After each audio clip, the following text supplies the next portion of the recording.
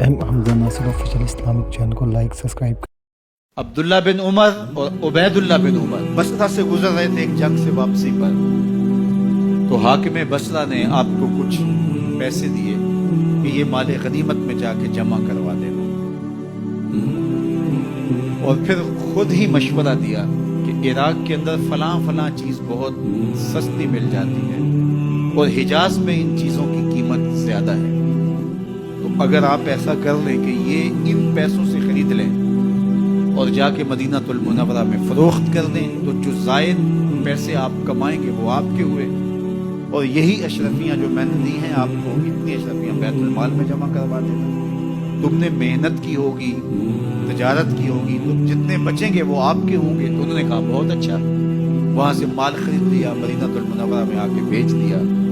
جتنی اشرفیاں انہوں نے وہاں سے دی تھی بیت المال کے لیے، اتنی بیت المال میں جمع کروا دی۔ حضرت عمر رضی اللہ تعالیٰ عنہ کو پتہ چلا، بیٹوں کو بلایا، کہا کہ سنا ہے تم نے کوئی کمائی کی ہے؟ کہا جی ہم نے تو تجارت کی اور جو مال لیا تھا اتنا مال بیت المال میں جمع کروایا ہے۔ کہا تم بیت المال کے پیسوں پر کمائی کی ہے، وہ پیسے بھی تمہیں بیت المال میں جمع کروانے پڑیں گے۔ یہ عمر ہیں رضی اللہ تعالیٰ۔ رومی شہنشاہ کی بیوی سلام بھیجتی ہے حضرت عمر رضی اللہ تعالیٰ عنہ کی اہلیہ کو، تو وہ 1 دینار ادھار لے کر کے اس کا عطر خریدتی ہیں اور شیشیوں میں ڈال کر کے ان کو بھیجتی ہیں کہ چلو ایک رواداری کا اچھا ثبوت فراہم کیا جائے۔ تو وہ واپسی پر انہی شیشیوں کے اندر قیمتی موتی بھر کے بیچتی ہیں، جواہرات بھر کے بیچتی ہیں۔ حضرت عمر رضی اللہ تعالیٰ عنہ فرماتے ہیں لاؤ یہ سارے جواہرات سب کو فروخت کر دیں، 1 دینار اس کو دیتے ہیں، باقی بیت المال میں جمع کر دیتے ہیں۔ تو جب اپنی زندگی اتنی محتاط ہوگی، اتنی خوبصورت ہوگی، تو پھر کس طرح کوئی گورنر زیادتی کر سکتا ہے؟ تو حضرت سیدنا عمر رضی اللہ تعالیٰ عنہ نے اپنا طرز زندگی اور انداز معاشرت اتنا سادہ اور اتنا خوبصورت رکھا کہ اس کے مطابق تمام گورنروں کو ڈھالنے کی تلقین کی۔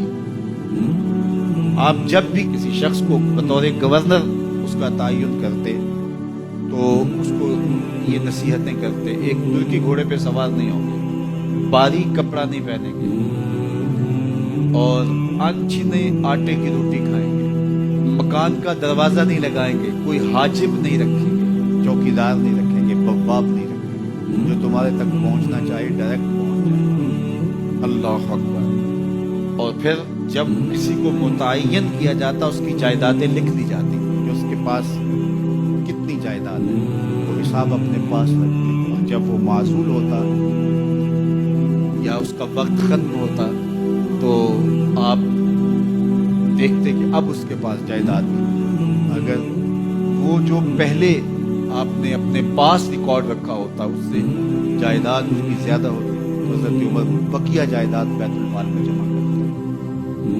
اللہ، اور یہ کیسے تھا؟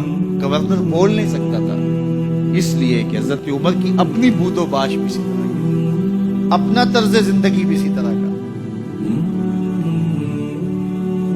مال غنیمت میں بہت ساری چادریں آتی ہیں جو سب کو تقسیم کر دی جاتی ہیں۔ خطبہ جمعہ دینے کے لیے آئے تو ایک شخص کھڑا ہو گیا، عمر خطبہ بعد میں سنیں گے، پہلے یہ بتائیں کہ یہ جو تم نے قمیض پہنی ہے یہ کہاں سے آئی؟